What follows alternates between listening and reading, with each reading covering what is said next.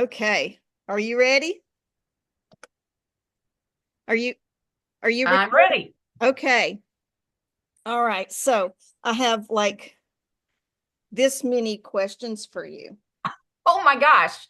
Oh my gosh. First, we And should say who we are. okay. You first. Um, I hate this. Okay. I'm What's Babette your name? Young, and I'm so happy to be talking to award-winning author Nancy Herkness about her latest work in progress and her latest book that was a Diamond Heart finalist and all things in between. Hey, Nancy. Hey, Babette. So nice to see you. So, Babette and I were both finalists for the Diamond Heart Award, and that's how we actually met. So, this is really fun to get back together again because we chatted during the ceremony, even though it was virtual, we were able to do that. Technology is an amazing thing. Yes. And that's when Babette invited me to come and join her book club. So, I'm very excited to be here. Thank you, Babette. Oh, thank you. So I'm in love with Gabriel, and I'm sure I'm not the only one. How did you create his character? And I'm talking about everything from the way he looks to his backstory. How did you choose his name? How did you choose like little quirks that make him a multi-layered character, not just a cardboard cutout? All those Well, things. thank you for saying that. That's a lovely compliment. I appreciate it. My process is kind of magic. That's how I look at it. I am what's known as a pantser. I don't outline. I just start on page one and write. I do, however, have characters in my head before I start, the two main characters. So, where did Gabrielle come from? A lot of places. So this book I wrote during the pandemic. And that's why it's set on a fictional island because I was in lockdown, as we all were, and I just wanted to be somewhere else. So I invented Kaleva with its royal family and pretty much made it the way I wanted the place I was going to live for a while to be.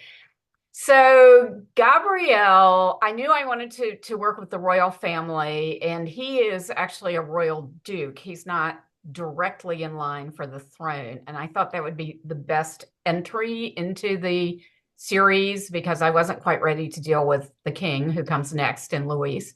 Um, and so he's a musician. He plays the flamenco guitar and is very skilled. And I'll be honest, that came from a book by Barbara Samuels. Do you know her? Yes. Barbara O'Neill. I forget which last name she uses now.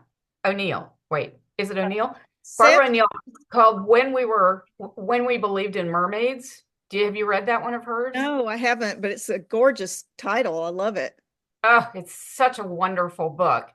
But it's not a romance, it's women's fiction basically, so it's about the woman's journey, but there is a little romance in it, and the guy in the romance happens to be a flamenco guitarist, and he's very hot and sexy. Stephanie's here, yay. um Hey, Hi. Stephanie.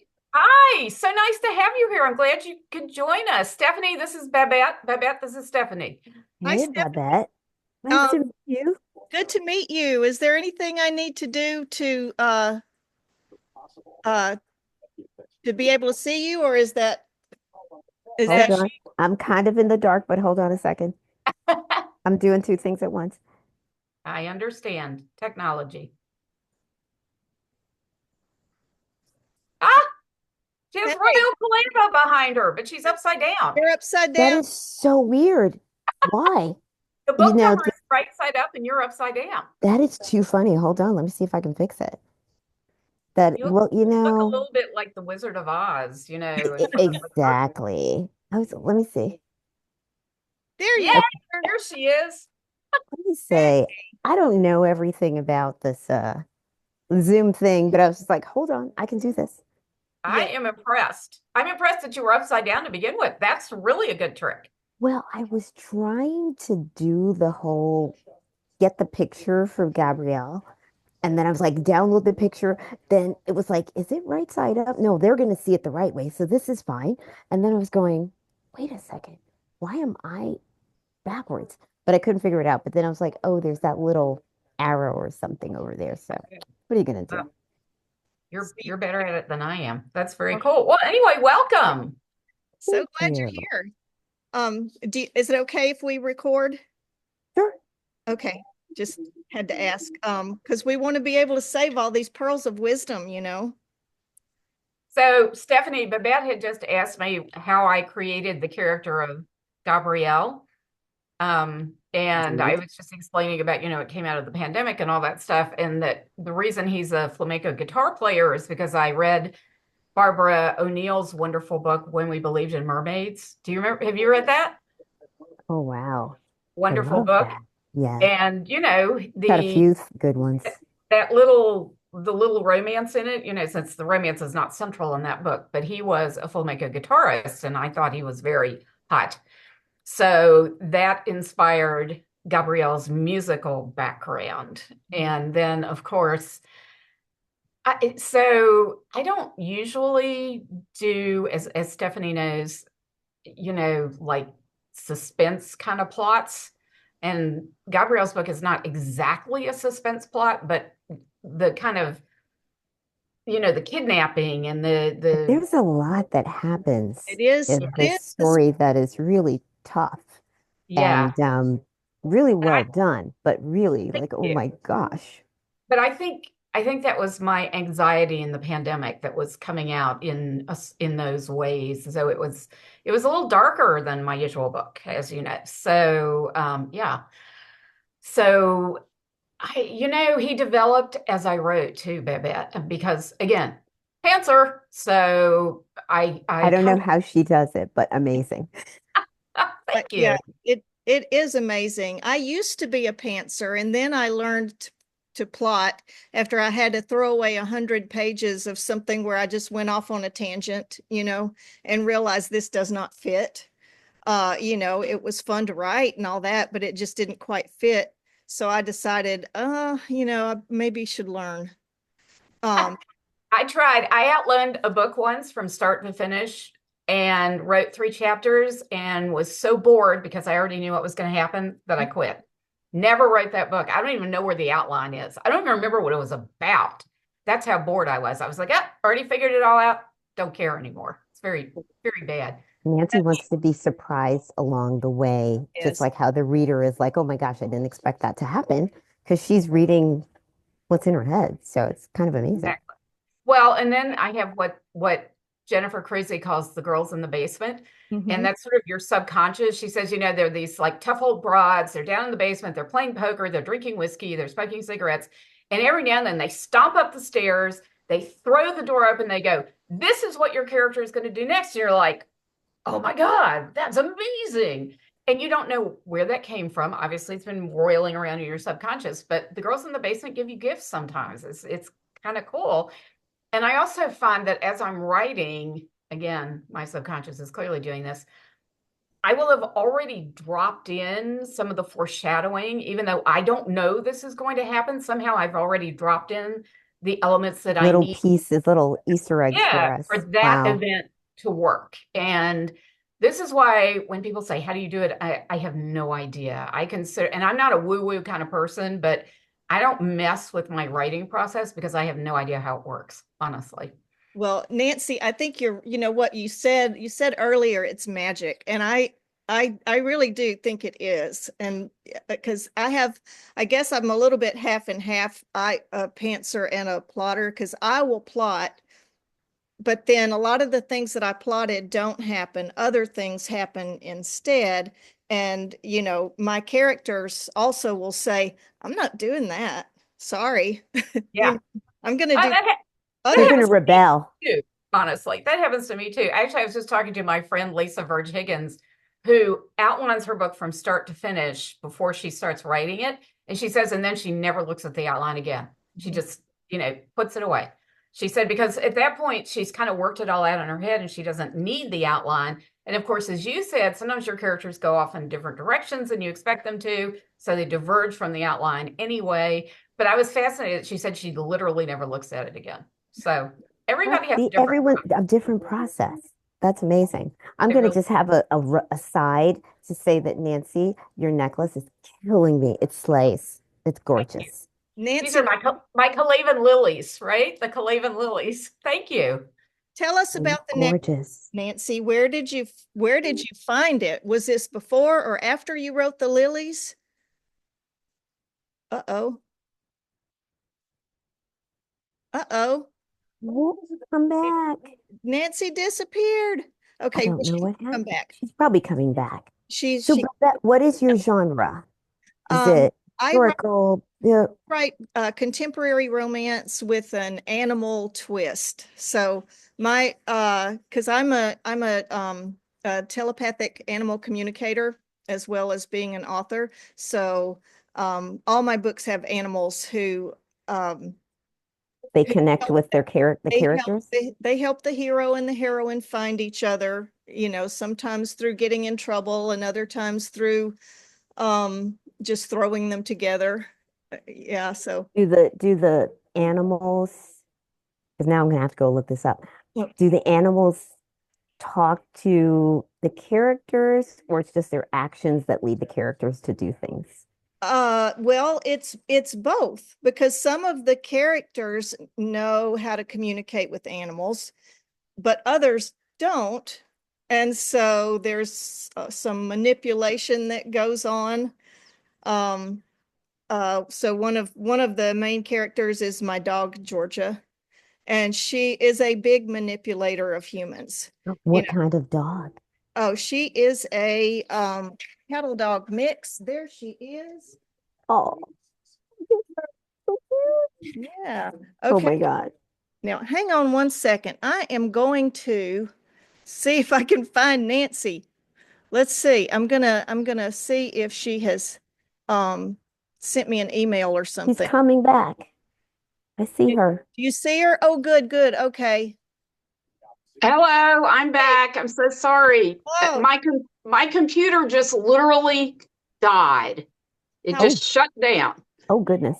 well, Yeah, Stephanie and I were just talking amongst ourselves, hoping you would come back because I wasn't sure how I was going to find you if you didn't. I sorry was about like, that. So now I'm I'm like, on my she's coming phone. back. Oh my I goodness. am Okay, on my well, phone. I need to make some adjustments here because it's kind of high there. Okay. perfect. So, Nancy, we were asking about your necklace, about how you found the necklace and whether it was before or after you wrote about lilies.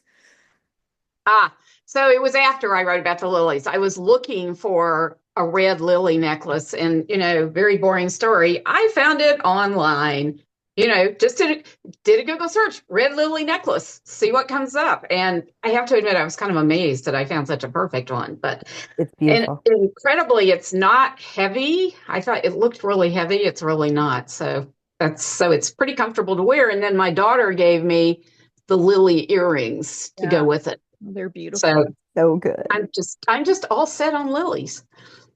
So, what made you think of lilies for the book for the island? Good question.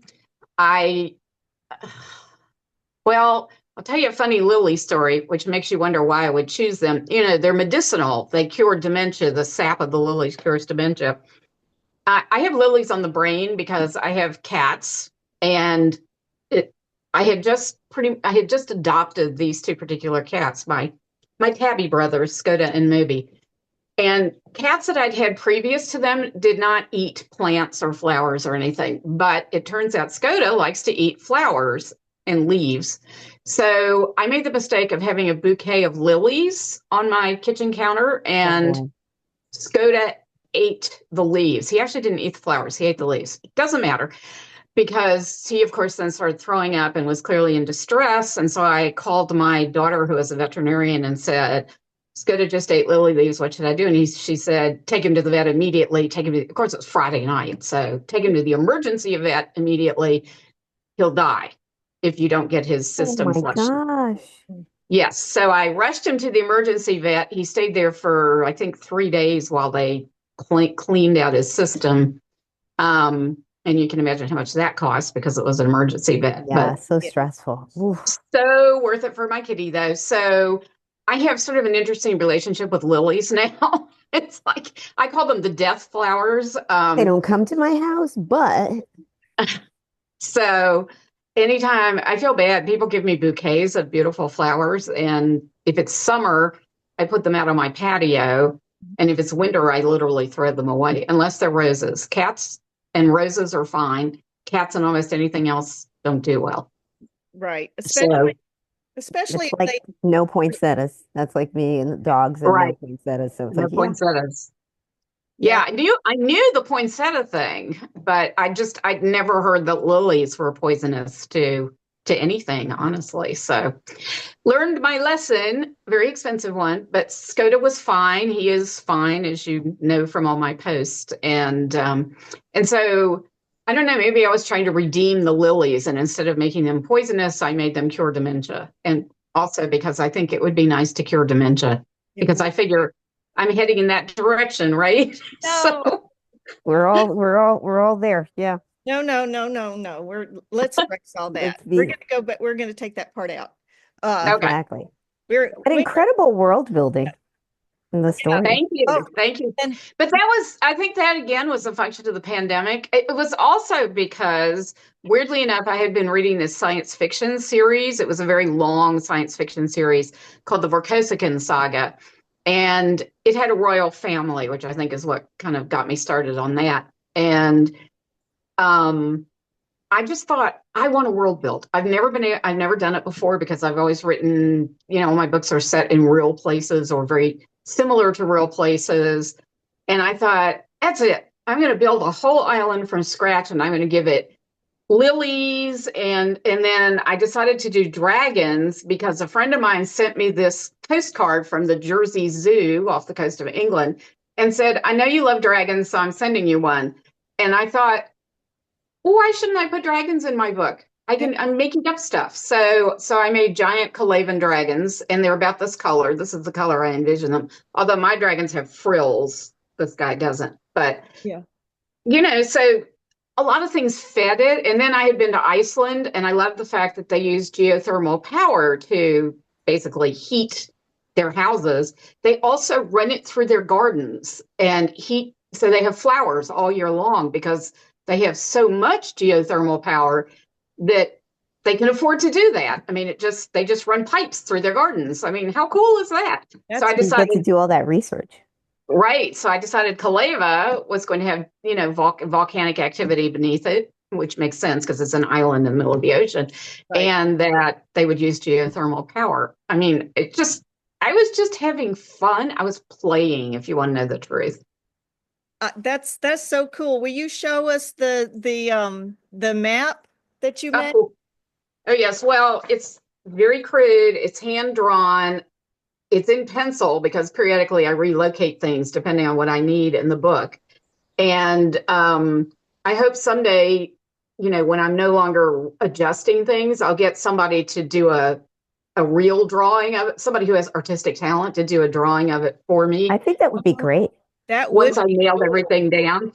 But I'm not quite ready for that yet. But then I have another show and tell. So this is a real place in the Azores, and it's a volcanic caldera, Mhm. but it's in the ocean. So now it has water in it. And I thought that was so gorgeous Oh, wow. that, as Stephanie knows, this plays a part in Luisa's book. But I had already drawn it in on my map because I knew I wanted to have it. So it's right over here somewhere, right there. Oh, cool.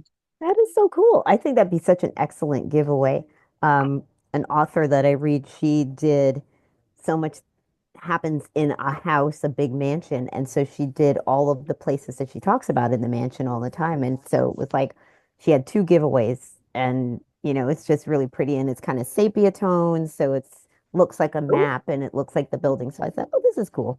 Yeah. Oh, that is cool. Yeah, that's kind of what I was thinking. I've actually been looking at map drawing people online, but I'm having a hard time because most of them seem to draw like fantasy maps, so it looks very old fashioned, a la, I don't know, Lord of the Rings kind of style. And this is contemporary. So I'm still looking for someone to do it.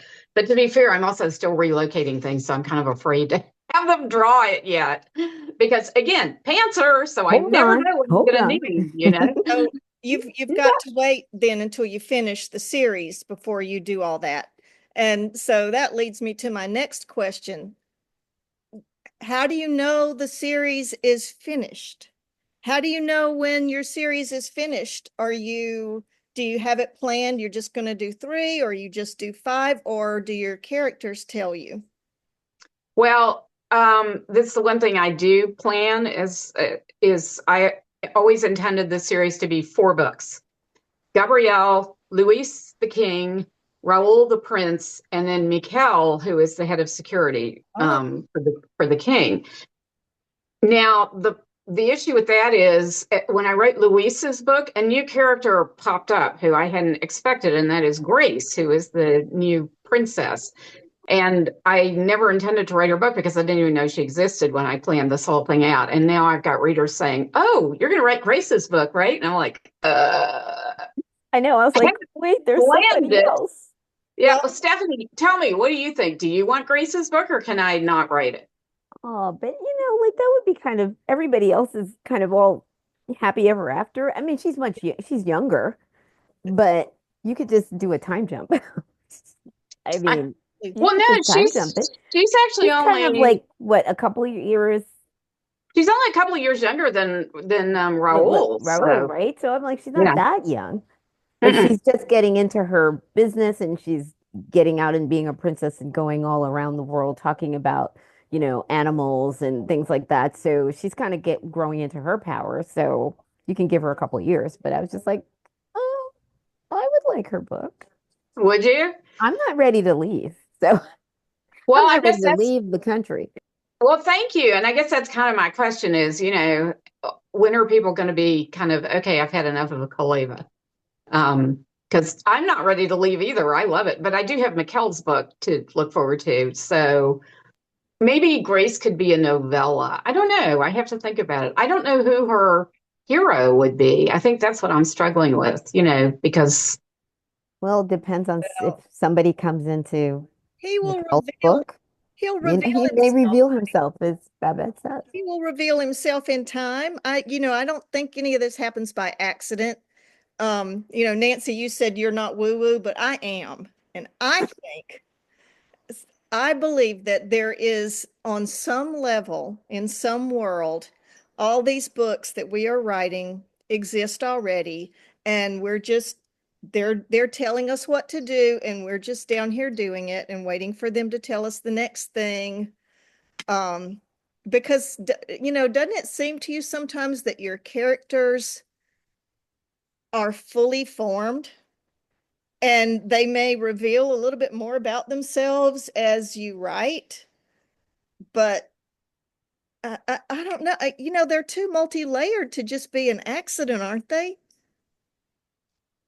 I don't know. I told you I consider my process magic, so I'm not going to argue with you because I don't know where it all comes from, honestly. I mean, the structure, people always say, your books seem to flow so smoothly. I think that's from the fact that I've read about a gazillion romances over my lifetime. And so the structure is intuitive to me. I don't even think about it, literally don't think about it. And I always laugh because every now and then I'll go to one of those plotting classes because I don't know why I go, except to sort of find out how the other half lives, I guess. And, they'll say, well, at 10% this happens, at 25% this happens, at 50. And I'm always fascinated by this because then I'll go back and look at one of my books and say, oh my God, that's exactly where I did that. Yep, I did it at 50. Yep, I did that. But I don't know I'm doing it. It's just It's my brain just knows that's what needs to happen at certain points. I was actually laughing as I was writing Raoul's book because I got to the middle, which the often sagging middle. And I wrote it and I'm like, there's not going to be a middle. We're going straight from this to, the build up to the end. I'm not even doing a middle.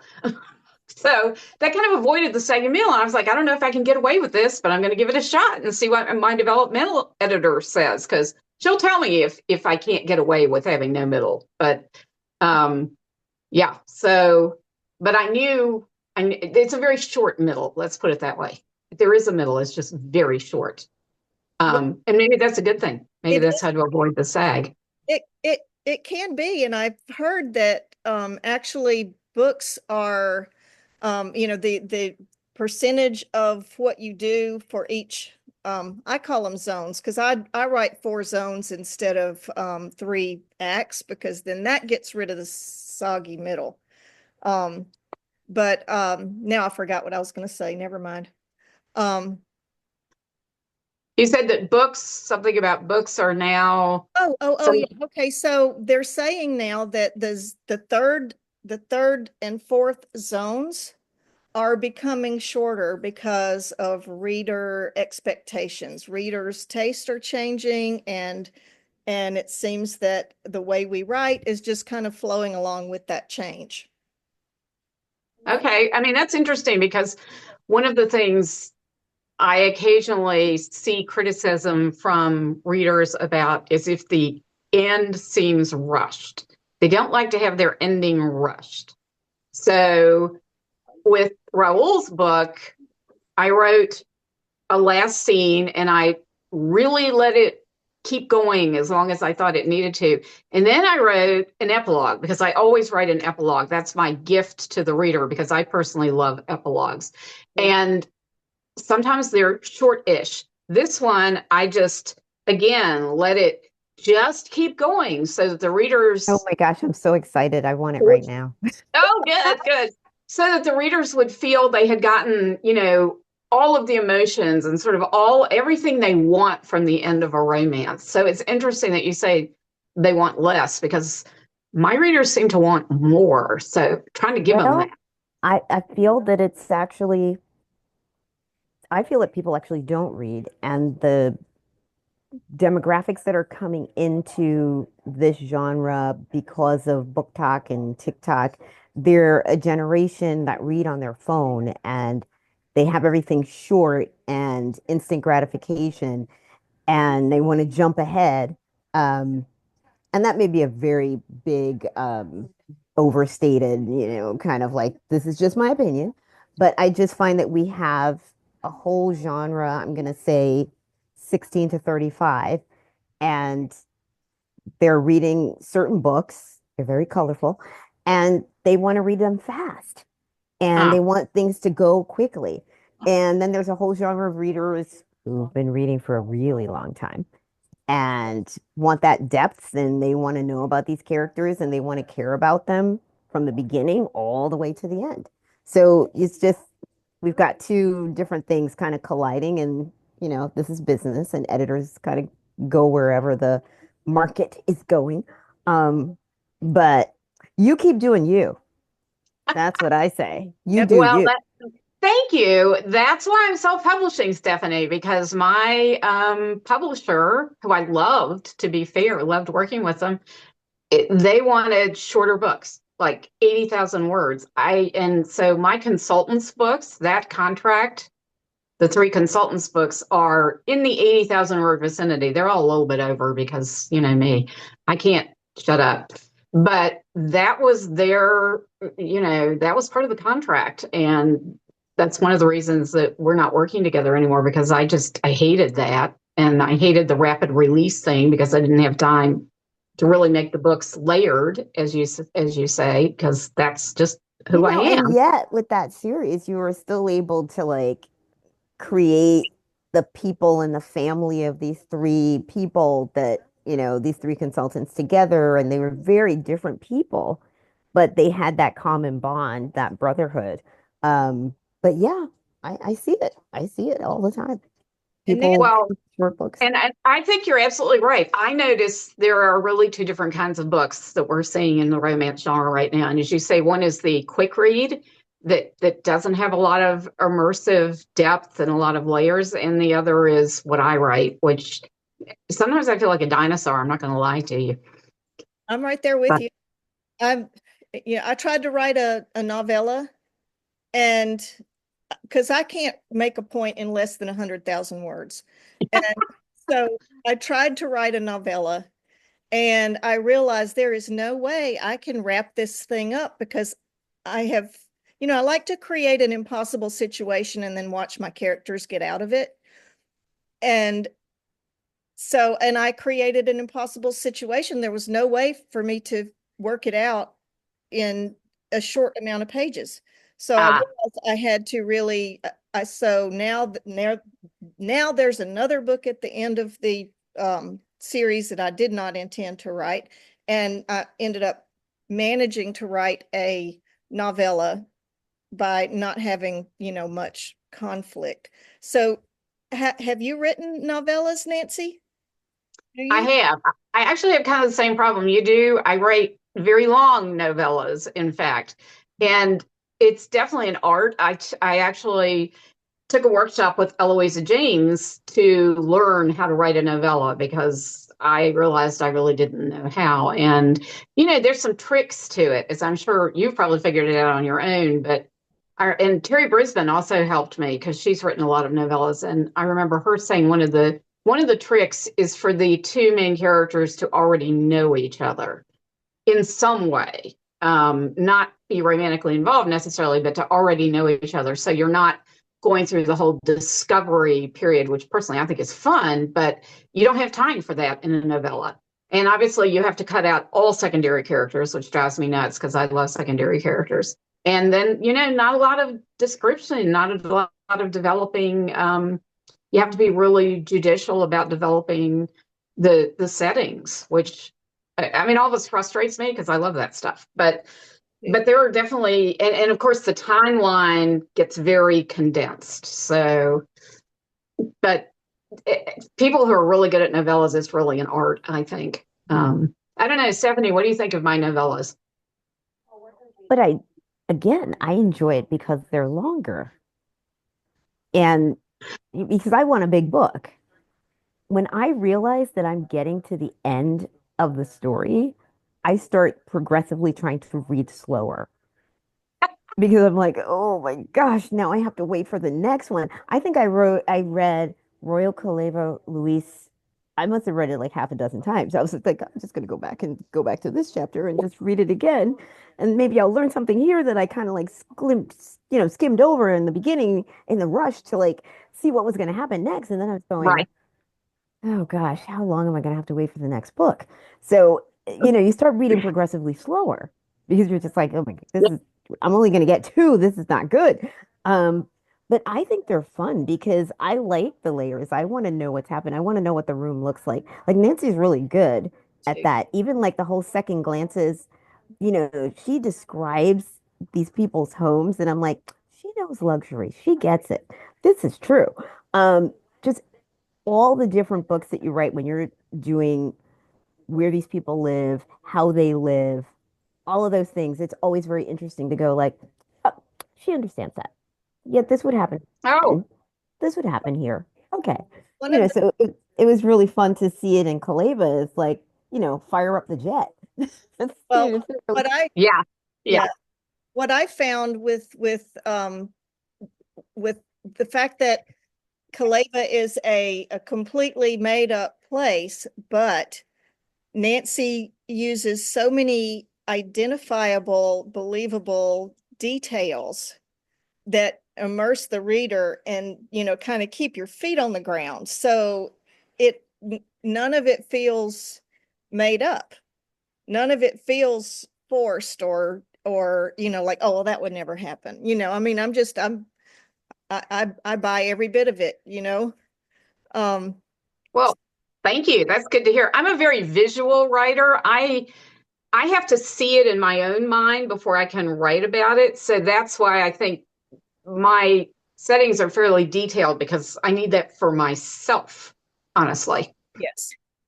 You Gosh, sit there and you want to go like, I want to visit the house in the clouds. I want to go there and see this glass elevator that's going to take us down to the beach. I was like, I want to go there. Me too. You know what's fun about writing about billionaires and kings, people who have sort of endless financial resources is they can have anything they want, which means I can have anything I want in the book, which is just kind of fun, you know? I mean, you kind of just wave a magic wand essentially because they're so rich and kings, of course, you know, a king can pretty much get That's whatever a he whole wants. other level. Right, exactly. It's a whole other level. And so, yeah, they have their own jets. The king has his own yacht. I mean, why not? Because that's what rich people do, right? So I love that fantasy, and obviously a lot of readers do. So that works for all of us. She had a character in one of her books, and the guy had like an ice skating rink in the back of his Yes. like big gigantic mansion. I was going, oh, that works. Okay. Yeah, why He's not? got the beach and an ice skating rink. Okay. Cool. Right, that's right. That was his house in Southampton where he had everything. Yeah, that house, and then an indoor pool too. Yeah. So Amazing. yeah, that I was was like, that was a really nice house. Well, But Nancy, I have a question for you now. So when you know you create, you said that this was your first time world building with this series, but you do world build with every book you write, you're building their world. How do you keep up with things like the layout of the house? I mean, how do you draw? well, Do you oh draw? yeah, I mean I do stuff like this. I have little pencil drawings. I was actually it was hilarious in the consultants series, the book uh which book was it? The one where anyway, it's the heroine owns a beauty parlor, beauty salon, whatever you call them now. Um, and it's in an old Victorian house. And I started and I drew it for myself. And then I realized I needed to make it bigger because I needed to add a few rooms. So then I just added a few more rooms. And then I realized I needed another room in the back. So I just added another room in the back. So yeah, I actually do draw floor plans. You are right about that.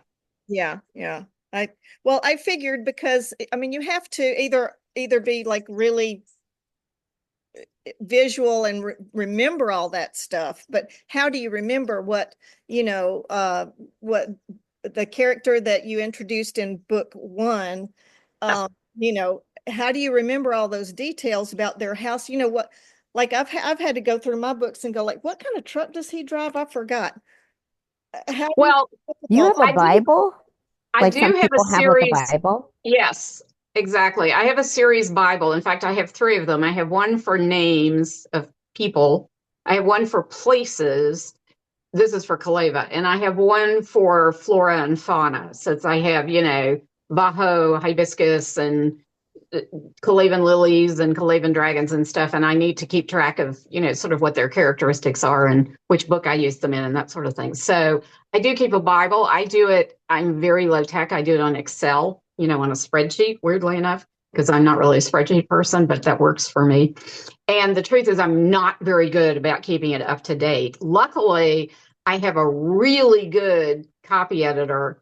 Well, to be fair, I have a team now. I have the developmental editor, the copy editor, and the proofreader have all worked on all the Kaleva books. So they also keep me in line because I don't know if do you know Joyce Lamb at all, either one of you? So she used to run the USA Today blog, Happily Ever After, whatever it was called, that was all about romance. She wrote some romantic suspense novels way back when. And now she does editing of all kinds, and she's fantastic. And she's the one who really keeps me on the straight and narrow with making sure that people's eye color doesn't change, or the island doesn't move from this side of Kaleva to that side of Kaleva or something. Thank That goodness. can Thank be goodness sort of for editor. off-putting sometimes because I have read and going, wait, isn't his eyes they're blue, right? And then I'm going, what book was it blue? And so it happens, but you're kind of like, whoa, that can kind of take you out of the story for a minute. Yeah. Stephanie, wait, while I have you, this is a question I want to ask you. What color, in your memory, what color are Raoul's eyes? Oh my gosh. It's not a trick question. I'm just really Great. interested to know if you remember. Are I they think, blue or are they gray? you see, I think. they're blue, but I may be Yay. saying they're blue because his dad's eyes are so powerfully. Yes, his eyes, his father's eyes are blue. I think they're blue too, but I have, for some reason in my Bible, I have them written down as gray. I was Now think I'm going to go back to Gabrielle and kind of try to see if I remember his eye color. I Oh, was good. I was thinking gray. Uh-oh. Uh-oh. Okay, I have a bunch of questions. Okay, Sorry. questions about how much do you um research and how do you research? Because I've got here, it appears to me that you are an expert on guns, flamenco guitar, fencing, the Spanish language, ear surgery, and lilies. Yeah, I'm like a real Renaissance woman. How do you Um, how do you know all this? Dr. Google is my friend, basically. I do a lot of Googling. And I do it as I write mostly. Um, so I'm trying to think, well, I am trying to learn Spanish. That I just posted on Facebook 1,400 days in a row on Duolingo. But the sad part is I feel much more comfortable writing it now when I include it in the books. But I can't speak it worth a darn, which is very frustrating to me after 1,400 days. But it does help with the writing of the books. So that's the good part. The French, I studied French for years and years and years. So, I actually now kind of regret that I made part of the island French. I don't even know why I did that, but every now and then I have to throw in some French because it's a trilingual island. Um, but yeah, I didn't know anything about any of that stuff pretty much. Yeah, actually, the hardest research to do was the one about his ear and reconstructing his ear and trying to figure out if they could really do that and what it took and how long it took and how many surgeries it took. So that was kind of interesting and a little queasy, made me a little Yeah, queasy. it was so Um, stressful. Oh my gosh, that was so stressful. And it does change the way you hear? Can it? Well, it depends. It can. It doesn't always. It really depends. And for Gabrielle, that was much more psychological than actual physical. And it was because, his instructor, who he trusted, told him that he wasn't hearing the same way. But of course, what it really was an emotional response to what happened to him. So he was playing his music differently, and the instructor didn't like that. So he's like, "Oh, there's something wrong with your hearing, right?" So sadly, Gabrielle believed him in the beginning. Well, so what about guns? I mean, have you shot I a gun? did. 'Cause, it seems to me like you really know your way around a gun and a shooting range and I have been to a shooting range exactly once. I was, I'd never shot a gun before. That's not true. I had been skeet shooting once. I am terrible at skeet shooting, mostly because my eyesight's not very good. So I went to a shooting range because I decided I should know what it felt like to shoot a gun for exactly the reason of, writing the books. So I wasn't bad with the rifle. I could actually hit the target. And then they had some Glocks, 9 millimeter. And so I said, okay, I want to shoot one of those because I read about them in books all the time. Oh my God, it's a miracle I didn't shoot the person behind me because those things have so much kick that, I squeezed the trigger and then the gun went straight. oh wow. I was terrified. I was like, yeah, I'm never doing that again. So again, that's just pure research. I watched a ton of videos. I actually took a fascinating, like webinar kind of class taught by a couple of police officers, I think it was. Now I've forgotten exactly. They might have been military. And they went through like every weapon known to man. And it was a class for writers. So they told you things like what it feels like when you shoot it, not just, this is the trigger and this is but like when you hold it against your shoulder, does it bruise your shoulder or not? That kind of stuff. Right. Fascinating. I have tons of notes from that. That is fascinating. Just it is incredible. My daughter tells me that I'm a fountain of semi-useless information, so I guess every author must be, right? Well, I'm sure you've Part of seen your that. work. It is. It is. And it's also, I think every author loves to do research. I mean, I love the research part. It's so much fun. Have you seen the funny meme that shows, like the CIA or somebody who are doing surveillance on everybody's browser searches to see if people are terrorists? And the person sitting in front of the screen is going, this person is definitely a terrorist. They've looked up how to build a bomb, how to shoot a Glock, how to, where do you get thallium poison, blah, blah, blah, blah, blah. And then the supervisor is looking over the person's shoulder and goes, scroll down a little farther. Look, they're looking up cat memes and they're like, it's a writer. Yeah. Do you ever, that was one of my questions. Do you ever wonder if they're gonna, if somebody's gonna see your browser history and come get you? Absolutely. Except, they know I'm a writer. So, and, I mean, I've looked up everything from how to procure thallium to poison someone to, I don't know, what stupid things do we look up? Like I need to kill somebody they need to die in 30 minutes, but they need to have time to tell somebody something very important before they die. So they can't be out of it, but they've got to be imminently about to die. Stuff like that. Exactly. Oh But my then gosh, that's so funny. I also look up, how do you say I love you in Spanish? So, it's all over the place. So they know I'm a writer. Don't worry. So okay, two things. How do you brainstorm with yourself and how do you write? Do you write like on a doc or do you use Scrivener or do you make notes? How do you brainstorm with yourself and how do you write physically? Okay, well, I'll answer the easy one, which is I write on Word. I'm very old fashioned, no Scrivener, none of the fancy stuff. And I start on page one and just keep writing. I'm not a quilter. I'm not, You're linear. I am totally linear, totally linear. So that's, so Microsoft Word is my platform of choice. Yeah. How do I brainstorm with myself? I take walks. Walking really helps me think about the next scene. And I do it. My book's pretty much developed scene by scene. One scene grows out of the scene before. So, I'll take a walk either right after I finished writing or right before I start writing and figure out what the next scene is going to be. And so that leads me to my next question. What's your day like? What is your writing schedule? Like, say you get up in the morning and then what happens?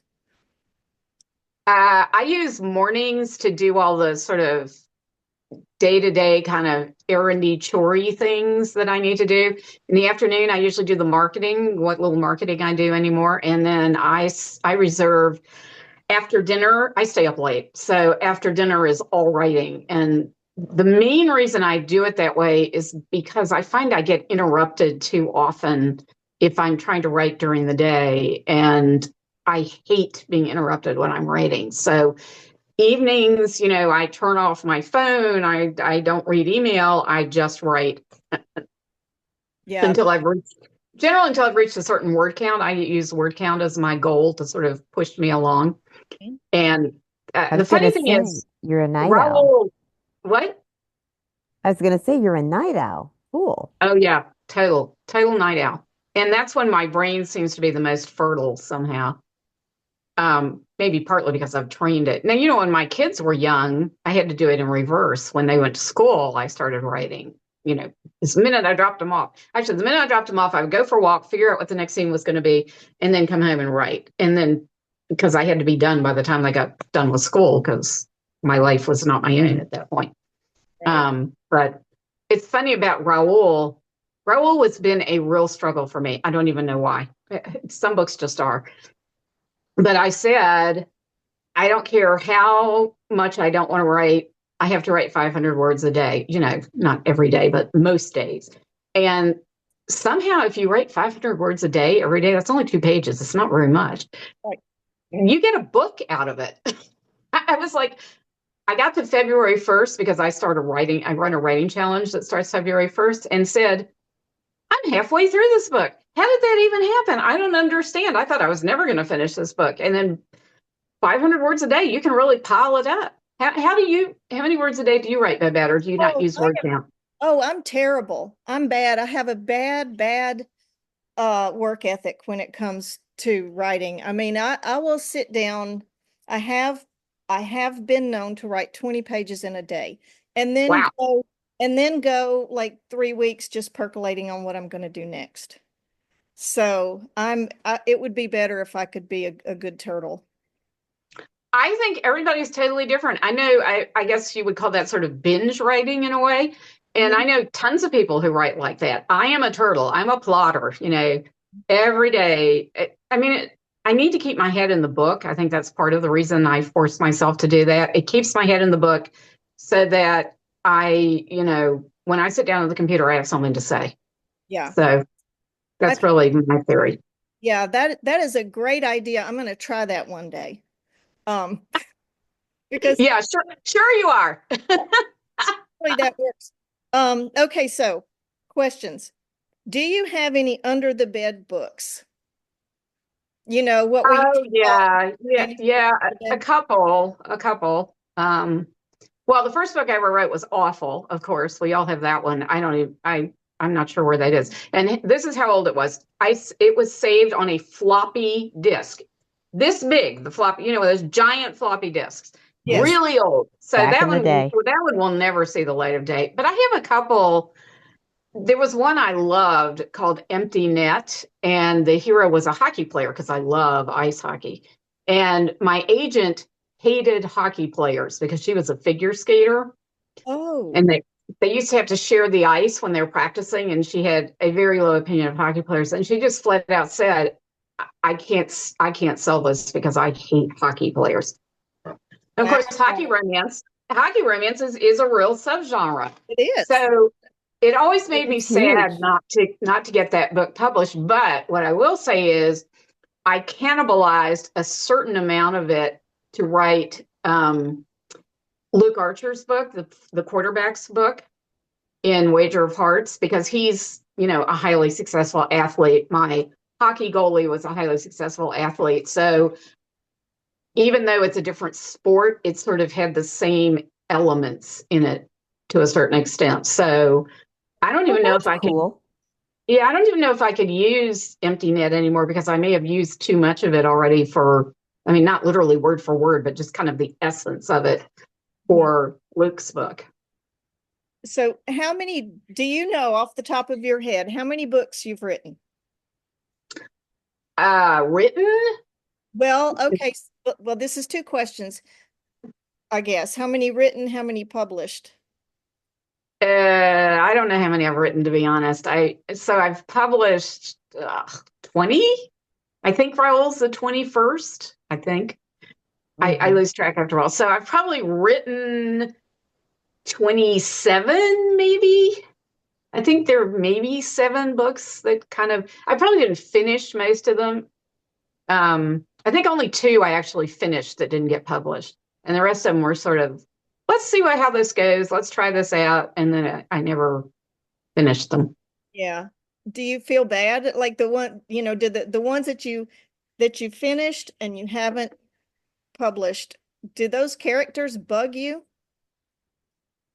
No, once I finish a book, I'm kind of done with the characters. I mean, I'm like, I've given them their happy ending, Mhm. which is not to say I don't like to see them again in, like subsequent books because I do put them in subsequent books, but I feel like I've given them their happy ending and I don't need to worry about them anymore. And it's fun to find characters in subsequent books because it's like a cookie. Yes, yes. Um, so what is your next series? Do you have that in your mind yet, or you've got to finish this one before it will come to you?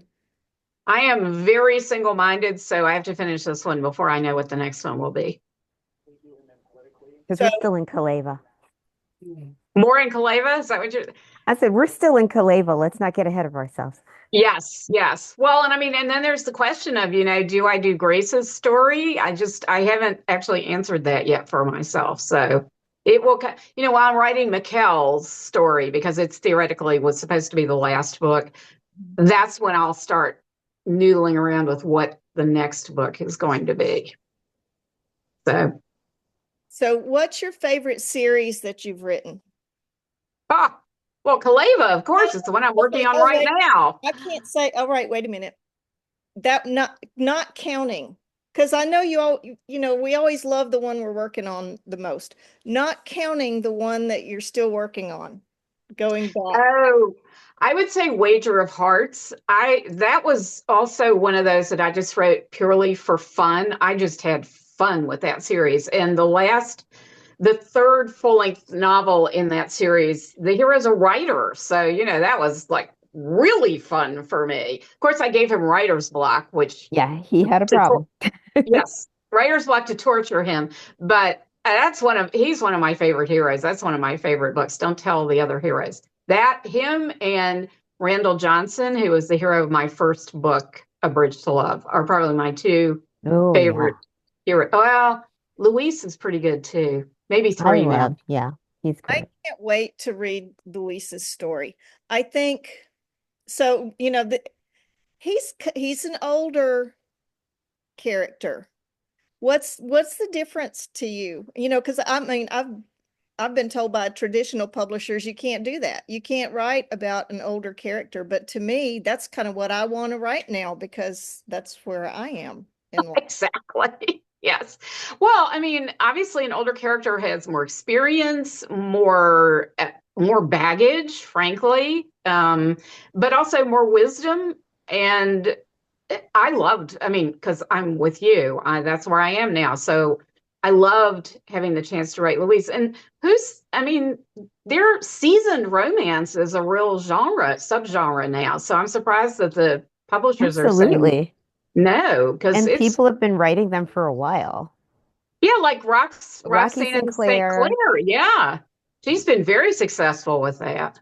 Well, I mean, a lot of them. maybe it was just my editor. Maybe. Yeah. Well, I mean, editors. So here's a funny story. When I was writing the hockey romance, I wanted there to be an age difference, but I wanted my heroine to be significantly older than the hero, the goalie.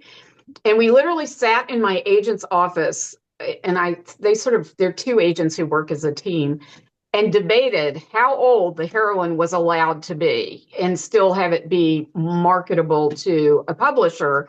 And they came up, and I don't remember how we came up with this number, with 42. She could be 42, no older. To make it where I'm like, to make it marketable, I'm like, okay, well, Wow. that was random, but that was the number. So she is in the book 42. Wow. However, then we never sold it because she hates hockey players. My agent hates hockey players. So go figure. Writing by committee. Yeah, but I mean, it didn't really matter. I would have made her a little older, but it was fine. I just thought it was hilarious that we actually came up with this number Yeah. that they decided was the max. So writing Louise and writing an Eve was a pleasure because I could let them be me. I could speak as me through those characters without having to filter it through a younger lens. So I have gosh, we're almost at the end of the hour and I have one more question. Are all of your books as sexy as the first one in this series? Yeah, I mean, it they was are. hot, so they're all hot. And I we're mean, okay with it. We're just fine. Oh, I'm We're fine okay. with it. well, I mean, it depends on how you define hot. I always have a hard time with it because in reality, so Gabrielle's book was extra long, so there may be some extra hotness in it. But most of my books have maybe 4 or 5, probably 4 love scenes, honestly. Out of a 400-page book, that doesn't seem like a lot to me. I think a mature romantic relationship is part of it. An important part of it is physical. And that's honestly why I include the love scenes themselves, because I think how people make love says a lot about their character and, the sort of power dynamic in the relationship. And so, and the intimacy, I mean, that's like the moment of greatest intimacy. It's when they're the most vulnerable. They often will reveal things about themselves that they wouldn't in any other setting. So, to the people who say it's porn, I'm like, no, it's not. It's emotional. It's important. Yeah. And that's the thing though. That's what, I mean, I have to say, I've read books where I was like, I'm so over these sex scenes because, it's just like the same old, just like, wash and spin, wash and spin. But in your books, well, in the one that I've read, the sex scenes aren't just about the sex. In fact, they aren't at all about the sex. There's always there's always something about the relationship that calls for that scene. It's necessary to bring them to the next right place. Well, thank you. That's a lovely compliment, and I'm very happy to hear that you feel that way. Well, yeah, I mean, it's important. It's important that every I'm trying to think if there's not any part of that book that I could have said, oh, if you just take that out, you don't need it. Every, Well, everything is It's important. pretty tight, I would say. Yes. But gosh, you guys are nice because that book is really long. I was, again, pandemic. I had nothing else to do. I just kept writing and writing. In fact, at one point, I was thinking of breaking it in two because it was so long. And that was when I was thinking that I would still try and get it published by a publisher. But when I tried to break it in two, it just didn't work. And I said, you know what? I'll just publish it myself because I love this book. I believe in these characters. I don't want to shortchange them. So I'm really happy to hear that you thought it was tight. That's yeah, tremendous. Thank it's you. such a good series. It really is. I enjoy Thank it so you. much. Well, And Luisa's is shorter, and Raul's actually is even shorter than Luisa's. So I'm getting myself under control again, I think. it's funny. It'll be great fun. All I saw Thank was you. the end, and I was like, yes, Well, closer to my hands. and Like, you've that's seen this too, totally right? him. My Oh, cover model. so one more question. Where do you get your cover how does that work? Oh, I have the horrible, terrible, tortuous job of going on the stock photo website and looking for really good looking men and, just scrolling through photo after photo of really good looking men. It's terrible. It It's is awful. terrible, but it's hard to find them too, though. It's hard to find matches. So Gabrielle, his cover picture, I actually spent a fair amount of money on that because I could not find a model I liked on the standard stock photo websites, the ones where I Oh, mean, wow. I have like, what's the word, subscriptions or whatever Yes. to a couple of them. So, I can download 100 pictures a year and pay nothing extra. But I could not find someone I like for Gabrielle. So I ended up buying him from a very expensive cover photographer person. And the advantage to that is it's exclusive. No one else can use that image. So I just felt really strongly about what he had to look like. And then Louis, so, he's very smoldering, right? Which I love. He actually, in the picture, the real photograph, he has like ripped jeans Oh, he actually has shorter hair. My designer added longer hair. Can't remember what else she did. Anyway, she He transformed looks him. great, though. They really are. Sometimes you go and you look at somebody on the cover and you're like, that is totally not what's in my head. But you okay. really lucked out on these people. Well, yeah. Well, I spent a lot of time looking, and Luis was hard because I couldn't find men with gray hair. Weirdly enough, you would think there'd be a lot of them. So he actually had brown hair, and my cover designer turned him into a silver fox. So Okay. and he was not standing in front of a throne, of course. He was, like holding onto an office chair or something. I forget. So she had to do a fair amount of manipulation with him. I think I'll be interested to see how so this is the picture for Raul.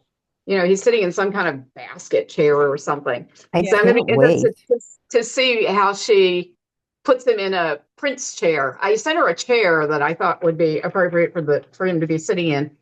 Um, but she's very talented. She's really terrific. So I can't wait to see what she does with Raul. Fun. Yeah, that's got to be a challenge. You want the character to look as much like the character in your head as you can make. Right.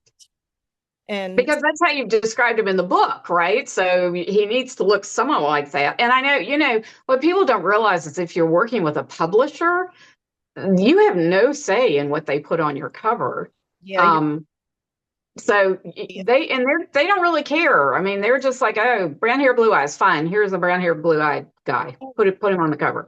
What I was really lucky working with Montlake. My agent very cleverly negotiated veto power over my covers into my contracts, which drove them nuts ultimately. And so, Stephanie, you know what the cover for The Hacker looks like, right? You should have seen the first image they sent me. It was Oh no. so off base in Not every way. Leland, come on. Oh my God, you would have died if you had seen it. Was I looked at it and I said, they've got to be kidding. And the funny thing was The Money Man, which is the first book in the series, they nailed that cover the first time. I mean, they sent that to me and I was like, print, it's perfect. Actually, they fiddled with it a little more, but I was like, it's fantastic. You would have thought they had never seen the cover for The Money Man when they did the Hacker cover. It was oh, you truly bizarre. But luckily I could say no. And so they went back and found some other images. And that's how Leland, and I like him. I love, well, God, what forearms he has. Woo! I know it's my favorite body part, gotta say. I It hate is. It is. I hate it when you have to go back and change something because the cover got it wrong. You know, Yeah, right. I've had to do that. But uh okay. I was thinking about something else about a cover, and now I can't remember what it was. So this is why I'm in favor of doing some uh chopping of the video of the audio Ah, because that's okay. I'm stupid sometimes, and I just can't help it. I can Stupid. You have lots of things going on in your brain, many browsers open. We I was all have gonna that say problem. many tabs open. sometimes you can feel the stupid creeping up. You see it coming, and then there's nothing you can do about it because there it is. You made it to Friday. It's all good. There We you made it go. to Friday. Come on. Stephanie, do you have questions? I just am curious as to, you went through such drama trying to get to the end.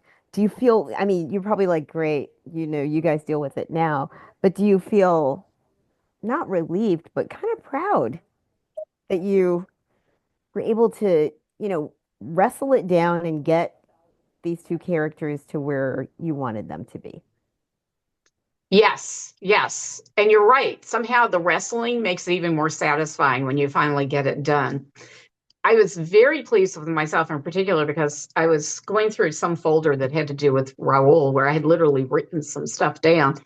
And I found a piece of paper where I was trying to schedule my editors to figure out when I was going to, because you have to schedule your editors ahead of time. So you put yourself on their calendar because they're busy, obviously. So I was looking at it, and on that piece of paper, I was debating scheduling my developmental editor for August. She's doing it May 1st. I'm like, yes, I got it done so much faster than I thought I was going to. I mean, that's how much despair I was in at one point over Raoul's book that I felt like it was never going to get done. And I just wrote the epilogue, and Right. I just had so much fun with I hope you like the epilogue as much as I do. It's like off the wall. And I just had a blast writing it. And, I know and of course, then I'm always sad because these characters that I've spent so much time with, Hmm. and I'm done with them and I'm going I to know. miss them. So, Now you imagine how the reader feels, and they're like, oh God, I got to the end. And then I'm like, you just have to sit there like, what's next?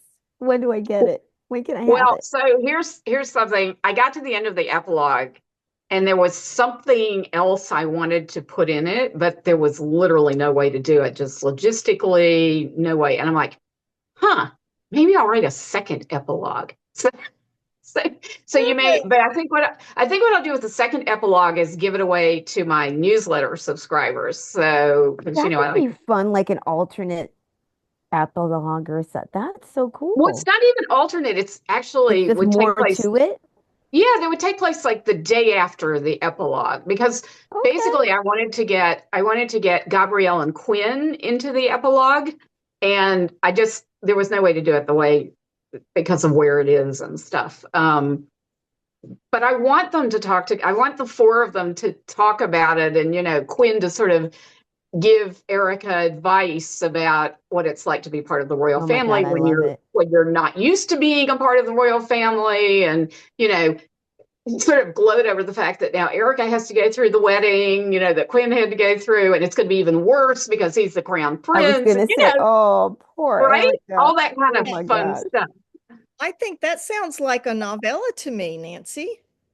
It's definitely just a short one scene thing between the four of them because is what we were talking about. It's just nice to see the characters from the other books again, and I just thought Exactly. it would be a fun dialogue to write, but it just didn't fit in the epilogue. So you may be getting a second epilogue, short one, Well, but I will still take fun. whatever I'm extra looking little for pearls I can get. Thank you. Well, Me too. thank you so much for this. Thank you for your time today. Here's my dog. Um, Oh, so There's the cute. puppy. There she is. What's your doggy's name? well, this is Kailani, but we almost changed her name to Alikakoa, which is Hawaiian for alligator. Um, So cute. but yeah, she's 9 months old. She's Oh, turning into a good dog. The baby. so cute. Well, So, well, this has been so Thank you much so fun. much for inviting me. I'm so glad I looked at the last oh, minute. Whew, Stephanie, I'm so so glad excited. you came. Yes. Oh, Babette, can Stephanie. you tell So, Nancy or tell me some of your books so I can go look them up? Okay, so my current series is Welcome to Magnolia Bay. Oh, okay. And it's the one I was telling you about with the animal communicator, Mm-hmm. and the animals that like to mess around with their humans' lives and make them do stuff they wouldn't ordinarily do. it's very fun.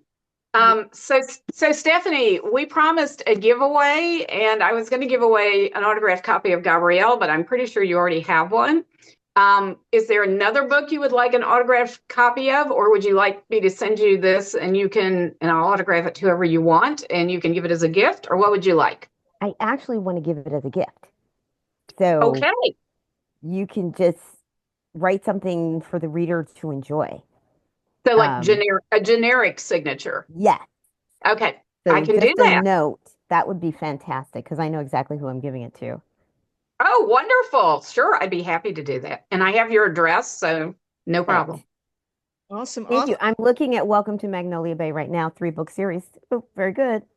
Oh, well, I hope you Cool. enjoy it. I had fun writing it. Great. So, Okay, I'm opening it well, up. thank you guys. Thank you so much. What are you going to do after this, Nancy? Oh, I have to start revising Raoul's book now. Not even a minute to rest.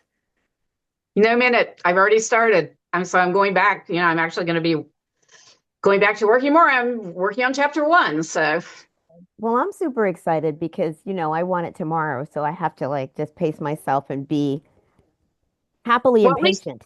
at least you get it a little earlier than everyone else because you're on my review crew, for which I thank you That so is much. true. That is So, true. so you get it a Very little earlier. grateful. So you may Very get it grateful. in, let's see, August. You might get it in August. I'm trying to think when my editors are all scheduled, but I think so you'll get the unproofread copy. Exactly. Cherished copies. All right, Oh, thank you. Thank you guys. This was great. I really appreciate it. guys. Well, Thank you so much for coming. Have a thank great night. y'all. Happy writing. Bye. Bye.